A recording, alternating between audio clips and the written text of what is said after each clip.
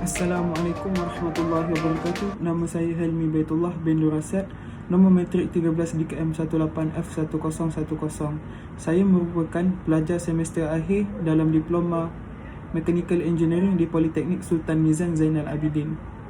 Saya sedang menjalani latihan industri di Sony EMCS Bandar Baru Bangi bermula pada 1 Mac 2021 sehingga 16 Julai 2021. Saya akan menerangkan perjalanan latihan industri saya yang saya pecahkan kepada beberapa bab yang bermula daripada bab 1, pengenalan, bab kedua adalah latar belakang syarikat, bab 3 adalah ringkasan aktiviti mingguan, yang keempat adalah laporan teknikal, yang kelima adalah cadangan dan dapatan, dan akhir sekali ialah bab 6 yang merupakan kesimpulan. Saya akan memulakan pembentangan kali ini dengan bab yang pertama iaitu pengenalan. Latihan industri merupakan penilaian akhir kepada pelajar Politeknik, PSMZA dan Politeknik Malaysia sebelum menamatkan secara rasminya diploma dalam bidang masing-masing. Seterusnya, kita beralih kepada objektif latihan industri. Objektif yang pertama adalah mendedahkan pelajar kepada suasana alam pekerjaan yang sebenar. Yang kedua adalah meningkatkan kebolehan para pelajar ketika menjalani latihan industri. Yang keempat adalah menanamkan sifat kerjasama dalam pasukan. Hal ini kerana semasa berada di latihan industri, saya bekerja dalam berpasukan bersama rakan-rakan saya yang lain. Yang terakhir sekali adalah menanamkan sifat amanah dan tanggungjawab terhadap tugasan yang diberikan. Seterusnya, kita pergi kepada tugasan dan projek. Semasa berada di Sony EMCS Bandar Baru Bangi, saya ditempatkan di Department Quality Assurance. Ketika berada di Department Quality Assurance, tugasan yang telah diberikan kepada saya adalah seperti meneliti struktur TV, meneliti kekemasan packaging TV, dan akhir sekali menentukan kualiti TV yang telah dihasilkan oleh kru production. Tugasan ini melibatkan saya untuk meneliti beberapa jenis TV yang berlainan saiz dan berlainan jenis, yang memerlukan saya untuk melakukan tugasan ini secara berhati-hati kerana setiap TV yang telah dikeluarkan adalah tinggi nilai harganya. Semasa berada di Quality Assurance, saya telah dilatih oleh beberapa orang in charge dan supervisor, antaranya Encik Najib, Encik Zulhazmi, Encik Shahabuddin, Encik Zainuddin dan akhir sekali Encik Syukri. Mereka telah mengajarkan saya banyak ilmu tentang tugasan yang telah diberikan kepada saya. Selain daripada itu juga, mereka telah menilai saya semasa saya berada di Sony EMCS selama 5 bulan, bermula daripada hari pertama saya berada di Sony dan ketika hari terakhir saya menjalani latihan industri di syarikat Sony EMCS Bandar Baru Bangi. Mereka telah mengajarkan saya banyak ilmu yang berguna kepada saya sehingga saya dapat menjalankan tugas dengan betul dan tepat pada masanya. Seterusnya, kita beralih kepada bab 2 yang menceritakan tentang latar belakang dan sejarah syarikat. Yang pertama sekali ialah syarikat Sony adalah merupakan syarikat yang berasal daripada Jepun. Antara produk keluaran syarikat Sony adalah seperti TV, radio, telefon dan video game yang telah wujud selepas Perang Dunia Kedua. Seterusnya adalah sejarah penubuhan syarikat Sony. Syarikat Sony telah ditubuhkan selepas Perang Dunia Kedua pada tahun 1946 di Tokyo dengan nama asalnya ialah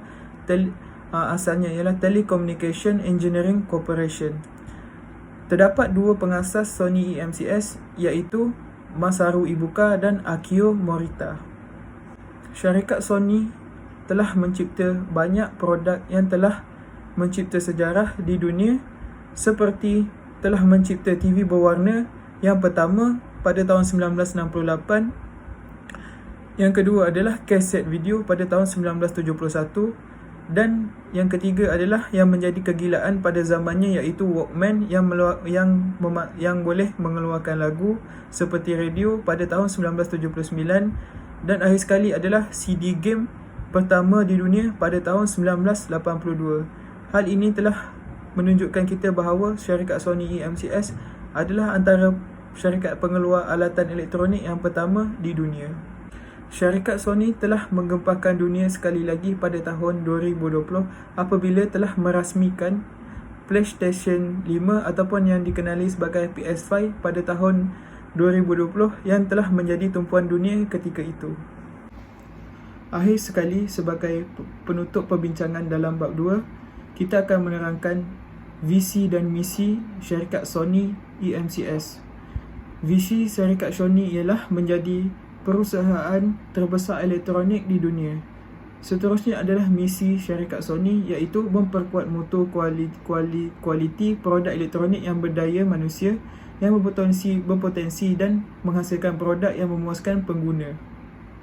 Seterusnya kita beralih kepada bab 3 yang merupakan ringkasan aktiviti mingguan. Dalam bab ini menerangkan secara ringkas tentang aktiviti dan tugasan yang saya lakukan selama 20 minggu ketika berada di Quality Assurance Sony EMCS Bandar Baru Bangi. Semasa menjalani latihan industri, saya bekerja pada waktu pejabat bermula pada Isnin sehingga Jumaat, iaitu pada pukul 8 pagi sehingga pukul 5.30 petang. Seterusnya, antara tugas-tugasan dan aktiviti yang saya lakukan adalah aktiviti pertama ialah GI. GI merupakan di mana saya perlu meneliti setiap TV yang telah siap dikeluarkan oleh kru production dan membawa TV tersebut ke workshop untuk diteliti dan dilakukan penilaian. Seterusnya adalah tugasan egging. Egging adalah merupakan tugasan seperti GI tetapi lebih mendalam apabila kita perlu membiarkan TV hidup secara lebih lama sehingga 2-3 hari dan akan mengambil keputusan selepas 2-3 hari dan menyerahkan keputusan tersebut kepada supervisor atau PIC.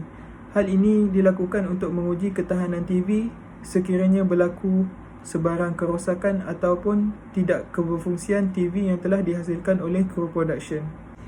Aktiviti yang ketiga adalah boro. Boro merupakan meminjam TV set yang telah siap dikeluarkan oleh production untuk dibawa ke workshop untuk dilakukan penilaian dan kajian setelah TV disiapkan. Aktiviti keempat adalah return. Return adalah proses selepas memboro TV daripada production. TV yang telah diboro atau dipinjam daripada production perlu dipulangkan kembali kepada production pada tarikh yang telah ditetapkan dan aktiviti tersebut adalah dipanggil return. Aktiviti yang terakhir adalah chamber, iaitu kita meletakkan TV ke dalam chamber tersebut untuk dilakukan live test.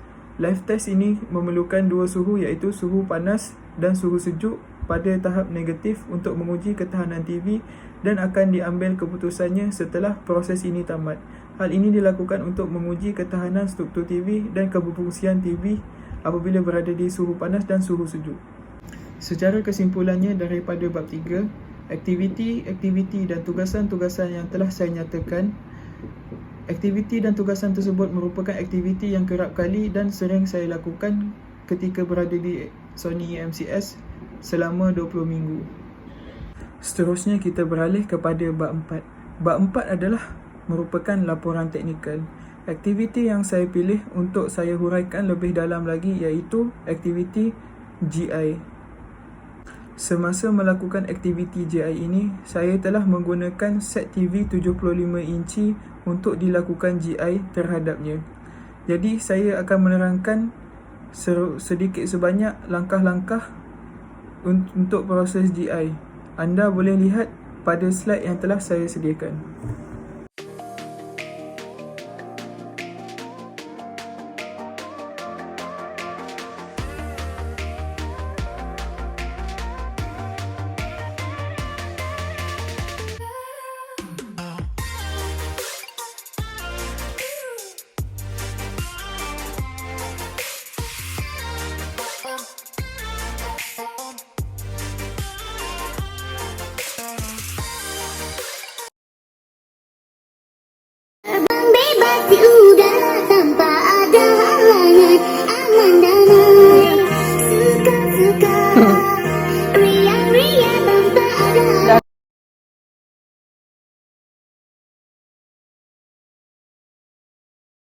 Secara kesimpulannya, melalui bab 4 yang telah saya kemukakan tadi, aktiviti JI ini adalah mengandungi dua tujuan utama, iaitu untuk panel check dan sound check. Untuk panel check adalah untuk meneliti jika terdapat sebarang kerosakan pada panel ataupun panel tidak menyala, panel rosak ataupun terdapat dot pada panel. Yang kedua adalah sound check, iaitu untuk menentukan kebolehan speaker TV berfungsi dengan baik pada di sebelah kanan dan di sebelah kiri. Akhir sekali dapat saya rangkumkan bahawa GI merupakan aktiviti dan tugasan yang paling penting terhadap semua TV yang telah dihasilkan oleh production. Hal ini kerana GI merupakan salah satu langkah untuk meneliti apabila TV telah siap dikeluarkan oleh kru production. Seterusnya kita bergerak kepada bab 5, iaitu dapatan dan cadangan. Antara dapatan yang saya perolehi melalui latihan industri yang saya telah jalani selama 20 minggu ketika berada di Sony EMCS adalah belajar tentang beberapa peralatan yang terdapat di bengkel saya. Saya dapat menggunakan alatan tersebut semasa saya melakukan tugasan. Seterusnya adalah belajar menguruskan hal-hal pembaikan dan mengenal pasti masalah dalam setiap tugasan yang saya lakukan. Yang seterusnya adalah belajar bekerja di alam pekerjaan sebenar bersama-sama rakan-rakan dan senior-senior yang terdapat di Department Quality Assurance Sony EMCS. Dan akhir sekali ialah saya dapat bergaul dengan senior dan supervisor untuk mendapatkan ilmu yang saya perlukan semasa menjalani latihan industri untuk saya perkembangkan lagi bakat saya dalam dunia pekerjaan. Seterusnya, saya beralih kepada cadangan yang saya kemukakan terhadap pihak politeknik dan pihak syarikat. Yang pertama sekali adalah cadangan saya terhadap pihak politeknik. Cadangan saya ialah pihak penyelia perlulah mengawasi pelajar dengan lebih kerap lagi, kerana terdapat pelajar yang tidak menjalani LI bersungguh-sungguh dan terdapat pelajar yang tidak menjalani LI di mana tempat sepatutnya mereka menjalani latihan tersebut. Jadi saya mencadangkan bahawa pihak politeknik perlulah turun dan memerhati setiap pelajar-pelajar mereka. Terusnya adalah kepada pihak syarikat. Saya mencadangkan agar pihak syarikat lebih mengutamakan proses pembelajaran yang lebih lagi kepada pelajar-pelajar lepasan politeknik, kerana mereka perlukan ilmu yang lebih banyak ketika menjalani latihan industri dan tidak boleh dibiarkan melakukan sebarang aktiviti secara berseorangan atau diajar sekali sahaja. Jadi saya mencadangkan bahawa pihak syarikat perlulah lebih menyediakan pembelajaran tentang apa yang mereka lakukan ketika berada di syarikat. Itu saja bab dari ringkasan daripada saya menerusi bab 5. Akhir sekali saya akan menerangkan tentang bab terakhir, iaitu bab 6 tentang kesimpulan. Apa yang saya dapat simpulkan daripada segala yang saya telah kemukakan melalui pembentangan saya pada hari ini, saya dapat menyimpulkan bahawa latihan industri perlu diteruskan pada masa akan datang, kerana ini dapat melatih para pelajar untuk mengasah bakat mereka dalam dunia pekerjaan yang sebenar. Seterusnya adalah saya sendiri sebagai pelajar politeknik perlulah melakukan latihan industri dan tugasan yang telah diberikan kepada saya dengan bersungguh-sungguh, kerana hal ini merupakan adalah antara titik mula saya untuk berjinak-jinak dalam alam pekerjaan yang sebenar. Yang terakhir sekali adalah saya amat bersyukur kerana telah dapat menghabiskan dan menamatkan latihan industri saya yang di mana saya melakukan latihan industri saya sebaik mungkin.